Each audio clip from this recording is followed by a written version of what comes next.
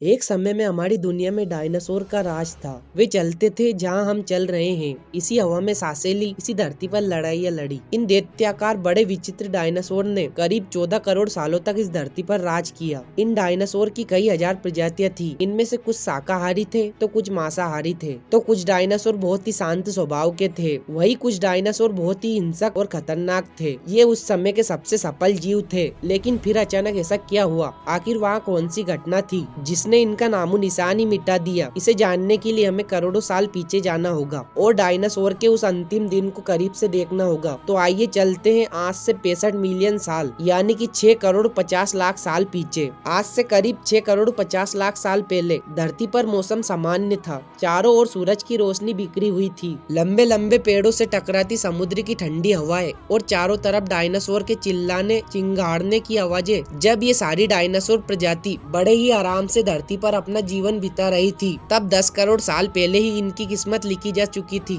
10 करोड़ साल पहले एक छोटा एस्टेरॉइड का टुकड़ा जो सुदूर अंतरिक्ष से आ रहा था, वहाँ पृथ्वी से लगभग 20 करोड़ मील दूर मंगल और बृहस्पति के बीच बने क्षुद्र ग्रह बेल्ट में घूम रहे एक बड़े एस्टेरॉइड से जा टकराता है। इस टकराव से उस बड़े एस्टेरॉइड की दिशा बदल जाती है और वहाँ क्षुद्र ग्रह बेल्ट से निकलकर सीधे पृथ्वी की ओर 22,000 मील प्रति घंटे की रफ्तार से बढ़ने लगता है। जब ये एस्टेरॉइड पृथ्वी से 3,84,000 किलोमीटर की दूरी पर था, तब धरती से शायद डायनासोर का अंत ना होता यदि यहाँ एस्टेरॉइड पृथ्वी के उपग्रह चांद से टकराता। लेकिन नियति को कुछ और ही मंजूर था, इसलिए ये बड़ा एस्टेरॉइड चांद के बहुत नजदीक से गुजर गया। 40 किलोमीटर के व्यास वाला ये एस्टेरॉइड प्रति एक सेकंड के साथ साथ धरती के करीब बढ़ता जा रहा था। ये एस्टेरॉइड जब पृथ्वी के वातावरण के संपर्क में आया तो इसकी रफ्तार एकाएक 70,000 किलोमीटर प्रति घंटा की हो गई। पृथ्वी के वायुमंडल में घुसते ही घर्षण की वजह से यहाँ एक भयानक आग के गोले में बदल गया। ये इतनी रफ्तार से धरती की ओर बढ़ रहा था कि सिर्फ 4 मिनट में ही अटलांटिक ओशन को पार कर लिया। इसकी चमक इतनी अधिक थी कि धरती पर टकराने से पहले ही हजारों जीव आग के इस फेंकते गोले को देखकर पूरी तरह अंधे हो चुके थे। ये जीव उस उल्का को देख नहीं पा रहे थे, लेकिन वहाँ उस उल्का की भयानक गर्मी को महसूस कर रहे थे। कुछ ही क्षण में ये एस्टेरॉइड मेक्सिको की पहाड़ी के पास जमीन पर टकराता है और लगभग 35,000 डिग्री सेल्सियस की ऊर्जा वाला एक भयंकर विस्फोट होता है। इस टकराव का विस्फोट लगभग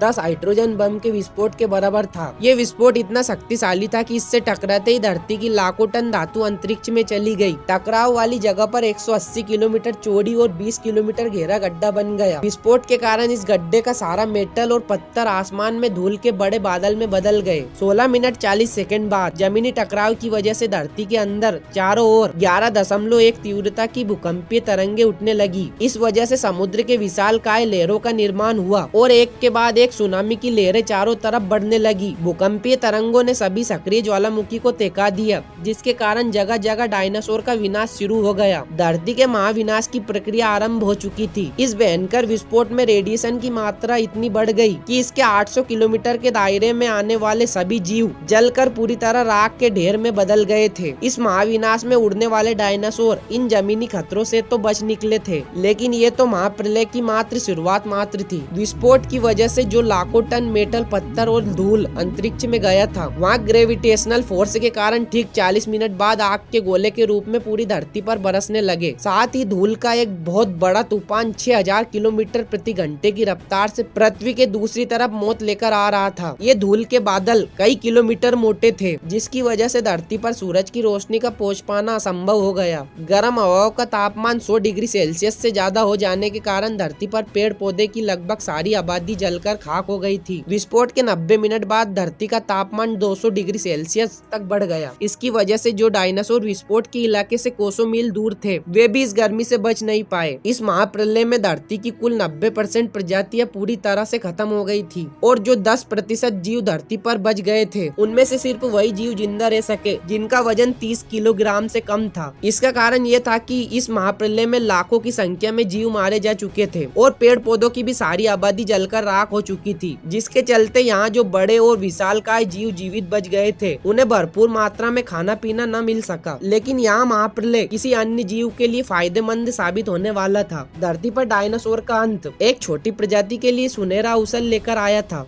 और वहाँ प्रजाति थी मेमल्स की। मेमल्स क्या थे और वो कैसे बच गए? महाप्रलय में डायनासोर के अंत के बाद इंसान कैसे और कहां से आए थे, ये जानेंगे हम अगले एपिसोड में। यदि आप चाहते हैं कि हम अगला वीडियो जल्द से जल्द बनाएं, तो इस वीडियो पर 5000 लाइक जरूर करें और हमारे चैनल को भी सब्सक्राइब करें और बेल आइकॉन को प्रेस करना ना भूलें। तो इसी के साथ मैं रोहित चौरसिया आपसे विदा लेता हूँ। धन्यवाद।